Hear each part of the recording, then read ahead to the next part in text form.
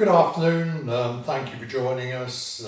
It's myself, Charles Wall, and I am sat here with Rhys, my number 2 at A1K9, and we are here for our second A1K9 questions and answers. This is a feature that I actually promised to make some regular content for, but unfortunately the weather has been rubbish the last few weeks, so I've been putting it off until this afternoon. I thought, guess what, we better take ourselves down to the house where at least it's nice and warm, and we can sit here out the rain and out the wind and hopefully answer a few questions. I'd urge anybody to send through questions if you want them answered on our Q&A. As I said, it is going to become a bit more of a regular feature. And I'd like to thank Adam and April for emailing me in some questions reference their wish to purchase a protection dog in the future and outlining some of the things that they would be concerned about that they're hoping I can answer. So I'm going to do my best to answer those. There is going to be another video up and coming very shortly that I've had a few questions on, and that's going to be about different training equipment, so by all means keep a lookout for that. As I said, I've got Rhys here with me. He's going to be the question master this afternoon. Going to try and get him to put his spin on a few of these as well, but we'll see. He's a little bit camera shy, so we'll have to see whether or not he wants to dive into action and answer a few. Anyway, here we go. Rhys, over to you. We have small children, 3 and 4, plus a newborn 7 weeks. But I've been thinking about getting a protection dog. Would you place a dog with such a young family? And yes, how would you integrate the dog into a family like this? Okay, so what they're asking in essence is, are we comfortable placing a dog into a family environment with small children? And I think the overwhelming answer to that is yes. It's something that we've done before. And I think one of the things that's going to be a crucial part of every answer to these Q&As is it comes down to picking the right dog. So you know and I know how many dogs we've got up in the kennels there. And I think it would be safe to say that to fit a criteria like that, we've probably got half a dozen dogs up there currently that will probably suit. And we've got 30 plus dogs in training, so it just goes to prove that not all dogs are suitable for all environments. But I would say we've probably got 6 plus dogs that would cope with that. I'm actually planning on doing some pictures with my neighbour's little boy who is, I think just come out, he's just turned a year actually, and those I think would probably show it off, and I think somewhere, if I can find them, and I might be able to pop them in somewhere on the screen as B-roll, I've got some pictures from last Halloween when he was literally only a few weeks old and he was there chilling out in the studio with some of the dogs, remember? Yeah. So it's certainly something that we're comfortable that we could do. And the one thing I have to say for A1K9, if we are not sure that these dogs are going to fit into an environment, we won't place them, will we? No. So what's question number 2? What about mum and dad's play fighting and messing around with the children? Will the dogs take this as a threat? I think the answer is dogs are pack animals. Once they realise who are integral members of their pack, they're not going to be showing aggression towards them. I do say to people with teenage kids in particular that you need to be a little bit careful if their friends come bowling in through the gateway and WWF wrestle them in the front garden, because a 15 or a 16-year-old boy to a dog can almost look like an adult depending on how tall they are. But no, I don't think there's a problem with that. We've been doing this for many, many years now. We're going to be nudging 30 years soon, which is longer than you've been alive, Rhys, by a few years. But the answer is, in all that time, I think we've either been incredibly lucky or we've done the job right. And dare I say it, at the risk of being called big-headed, I think it's because we do the job right. Children running and jumping around, would they have the drive to chase them, etc.?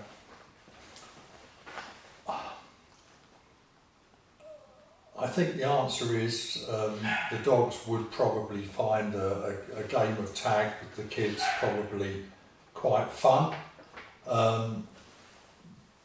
But drive to chase them, yeah, they may possibly chase them, they may run round the garden after them. But again, I think that's just exuberance and fun. Yeah. Certainly if I had any misgivings about placing a dog into an environment with children, it wouldn't be there in the first place. Life expectancy of the dogs. Alright, again, this is going to be a bit breed specific, and one can only really talk about averages, but if I look at, say, German Shepherds, and I've had a good few of those over the years, I would say typically an average would probably be about 12 years of age. I've had dogs that have gone on until 13 and a half. I've got customers who've had dogs that have gone on until they're 15, and I think Deb's female made 13 and a half. So I would have guessed anywhere between 10 and 14 would be an average. But it's worth bearing in mind that the dogs that we have here across the breeds are fully health tested. So if you check the hips, elbows, DCM, some of the other things that are known to affect different breeds, then the answer is you probably leave yourself free, hopefully, of expensive vet bills and upset in the future because the dog gets something that is, if you like, can be screened against. Just to mention the other breeds, Malleys probably would live a little bit longer. You're probably talking 14 years old for a Mallee. That's the Belgian Shepherd. Schnauzers, probably 10, 11, something like that. And Dobermans, and again, I've had Dobermans over the years. Dobermans typically probably the same as a Shepherd, anything between 10 and 14, I would say, would be a good average.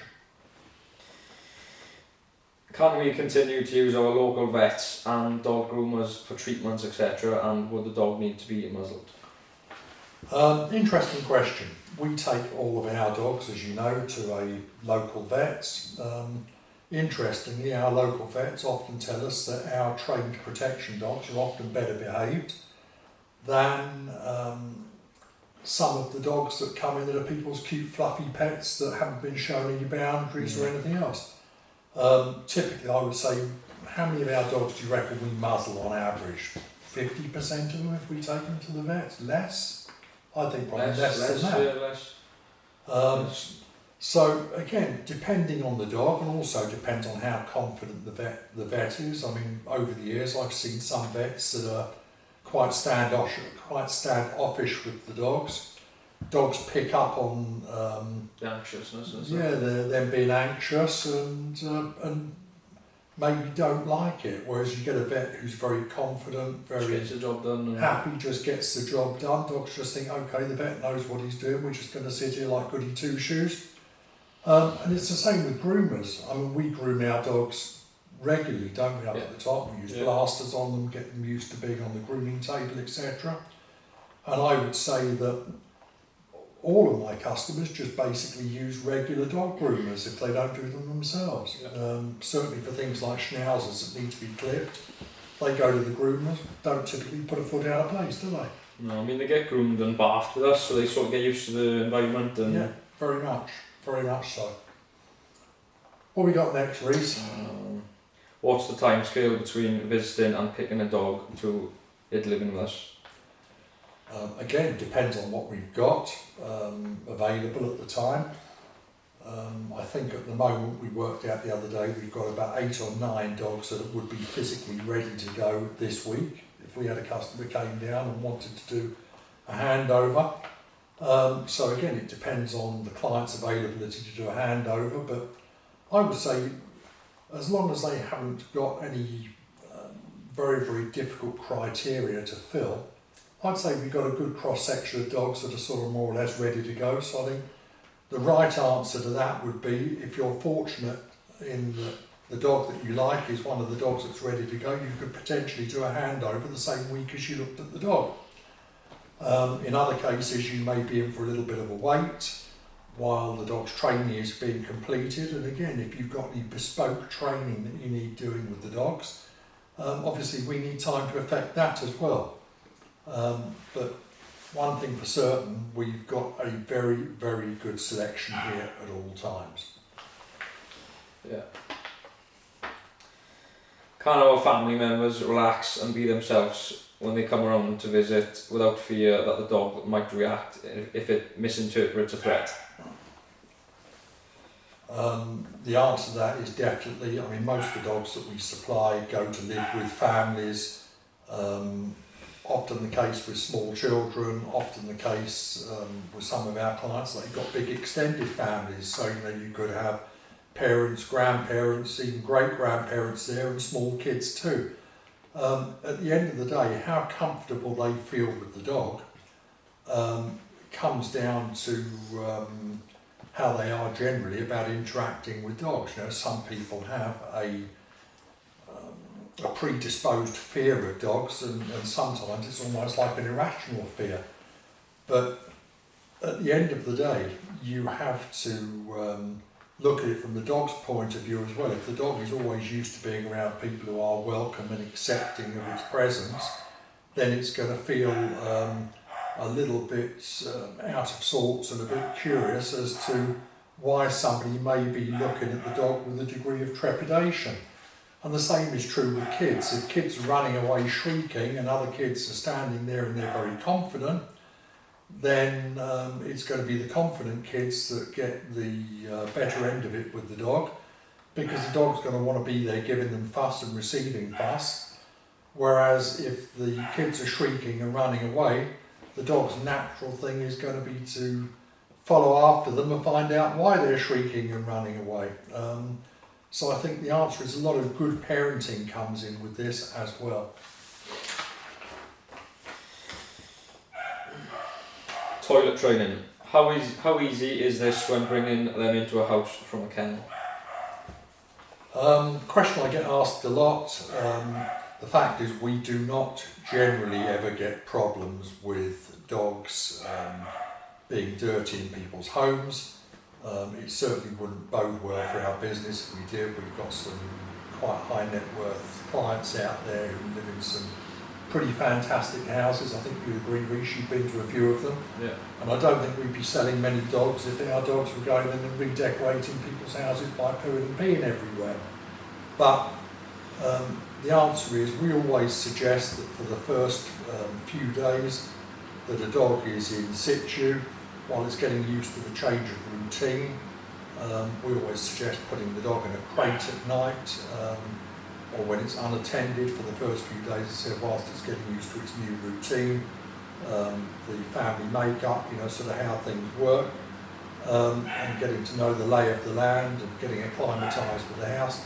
That typically is 4, 5, 6 days, although a crate is sometimes useful to have for those times when you do get family members coming round that are not confident, because again, they're not going to feel intimidated by a dog that's in the crate. So a crate is always a useful thing to have anyway, but it's particularly useful for that aspect. Yep. Being in a family dog, we would want them to sleep in our house / bedroom. How would they cope with this if they lived in kennels? I've got to say, I'm not a lover of having dogs sleeping in the bedroom, the same as I'm not a lover of having sort of big dogs on the furniture and stuff like that. I think it kind of erodes the boundaries a little bit and kind of puts them on the same level. In the dog's mind, the dog thinks, well, I'm sleeping in the bedroom, mum and dad are sleeping in the bedroom, so I'm on the same level as them. Something that I'm not a big believer in. I personally think that dogs are best kept outside of the bedroom. I have a lot of clients who let dogs sleep on the landing, for example, upstairs, where they've got access to all the bedrooms, parents' bedroom, kids' bedroom and everything else. I've also got clients who, if they've got a biggish house and they've got like a turn in the stairs, a big stairway or something, the dogs sometimes sleep on the landing on the staircase, because that way they can see everything that's happening downstairs and somebody's got to get past them to get upstairs. I do think it's important that the dog knows the whole lay of the whole house. Yeah. And I do think it's important that they're invited upstairs and to be shown, if you like, where different places are, so as in times of emergency, if they get called upstairs, it's not a case of, oh dear, we shouldn't be going up there. They know exactly where to go. They know exactly where to go. So I think it's really important to integrate them into the house fully. But I think, to be honest with you, I would have them either sleeping downstairs in the hallway, I would have them sleeping landing, maybe upstairs, as I said, turning the stairs, not necessarily in the bedroom. And the other thing I would point out is this: people say to me, oh, what about if I lock the dog in the utility room? Well, that's great, as long as you can get to the utility room to open the door if you ever have a problem. If you have a problem at 3 o'clock in the morning and the dog's locked in the utility room, I'm guessing Billy Burglar's not going to be letting him out in a hurry.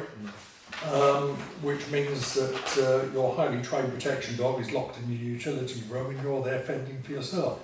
Probably not the best answer. So if it was a choice of those two things, the dog would be in the bedroom rather than being locked in the utility room.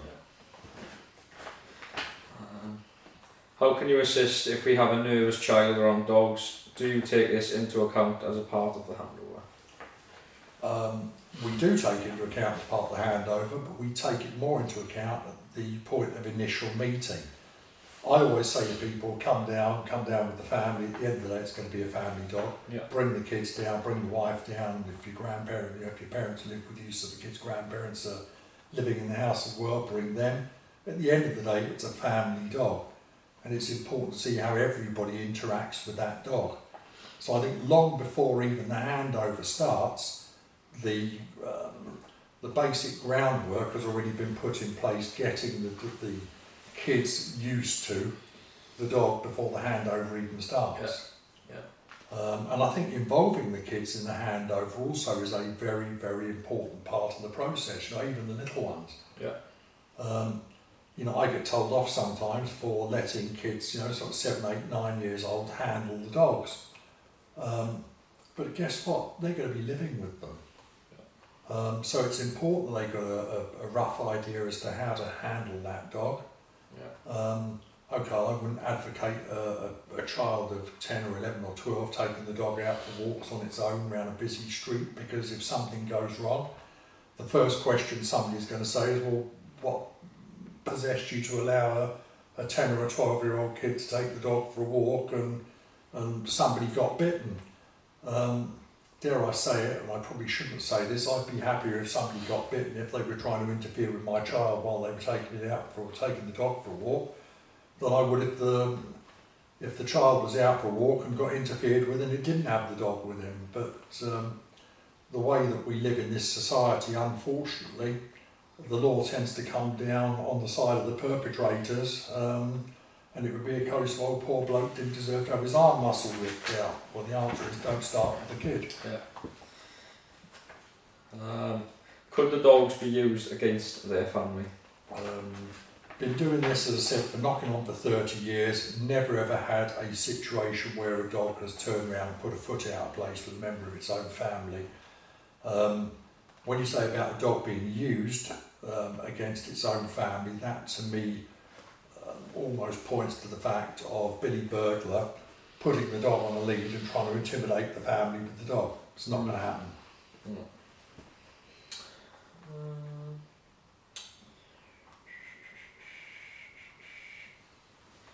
What makes you different to protection dogs worldwide or DDR protection dog?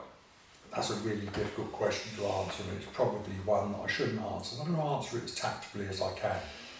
I don't run either one of those companies, and that's only two companies that Adam and April have mentioned in their email with their questions. There are a myriad of different companies out there now advertising family protection dogs, personal protection dogs, home guard dogs, and there are more different canines out there than you could point a stick at. Aren't I pleased that I trademarked the name A1K9 all those years ago, otherwise somebody would definitely have nicked that by now. The short answer is I don't run either one of these two companies, and I don't really know, to be honest with you, with any degree of certainty what they do, how good they are, or anything else. All I would say to you is the one fundamental difference that I think separates us from a lot of our in inverted competition out there is time served, experience. As I said, you know, we're knocking on for being nearly 30 years in. I'm going to be 59 in January, which is only about 6 weeks away. Trained my first protection dog when I was 17, so that will be 41 years ago, stroke 42 years ago. A1K9 again, been trading for probably getting on for 30 years.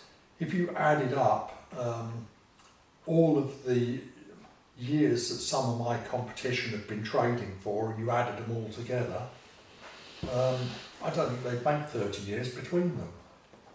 The old saying, practice makes perfect. Well, I don't know about makes perfect, but it certainly makes you a whole lot better, and it makes you a whole lot more aware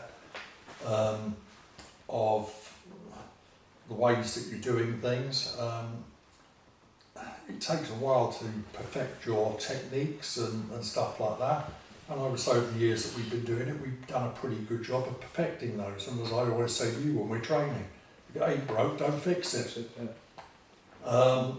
So I'm hoping that that was probably the most tactful way that I can answer the question. But one thing I would add to that, and I'm always saying this to people on the telephone, is, you know, don't just talk to me on the telephone and take my word on things.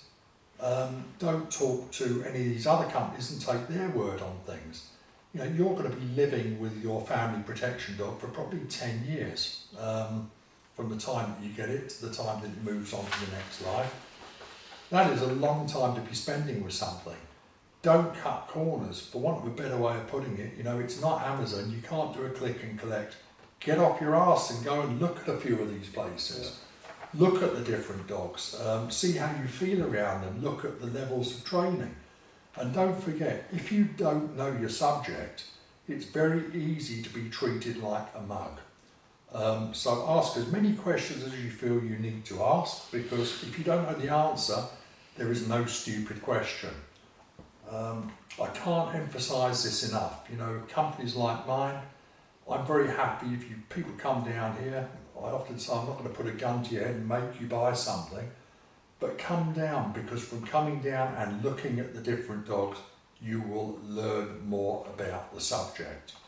And again, if you don't know what you're looking at, very easy for some idiot to put a sleeve on, stand there cracking a whip and show you a dog biting on that sleeve, and if you don't know what you're looking at, that to you is a protection dog. And I can tell you that a lot of these dogs that require that type of stimulation to get them into the zone, they are never going to protect you at 2 o'clock in the morning when somebody breaks into your house and they're not waving a stick around or cracking a whip or wearing a big padded sleeve or a bite suit. You know, the fact is it's very, very easy to get turned over, and I will say this on camera, if people have a problem with the dog that I supply, I'm happy to stand behind it. If there's a problem with it, we'll put it right. If we can't put it right, we'll change the dog, and if you don't want the dog changed, we'll give you your money back. And there we are, I've said it on camera, and it's something that Rhys will know 100% I've done and I will do. Just make sure that these other companies have got the same degree of customer service and backup, because I can assure you, from what I've heard, a lot of them don't. What's next? We've gone through them all. You've done all 15 of them? Done them all. Well, I think that's pretty good going. Well, Rhys thinks that we've done them all. While I actually got him in front of the camera, because I don't get him in front of the camera often, I mean, Rhys is what, how old are you now, 22? 22. And you've been here since you were 16. What do you like about what you do? Everything. I mean, being outdoors, I've always been outdoors as a kid, working with animals to this extent. You know, the protection training and obedience is just fun. I've always loved it. And because when you first came here, your plan was to go into the military, wasn't it? yeah, I wasn't. You know, I come up here on a Saturday and Sunday and just to do something, but my initial plan was the Army, the Navy or the RAF. But since coming up here, I just loved it, and I've been here since 2016 now, and I'm enjoying it and I'm still progressing. Yeah, well, put it like this, mate. I've been at it for a lot longer than you, and I'm still progressing as well. So, when you get to my age, you'll probably be saying the same thing. Guess what? In my 50s and still learning. Only one expert out there, guys, and I've got to tell you, it's got 4 legs and a tail, and it's called a dog. The rest of us are just guessing at it. Anyway, it's been my pleasure to do this Q&A. I hope I haven't bored you for too long or rabbited on for too long. And we'll see you on the next one. Thanks very much for watching.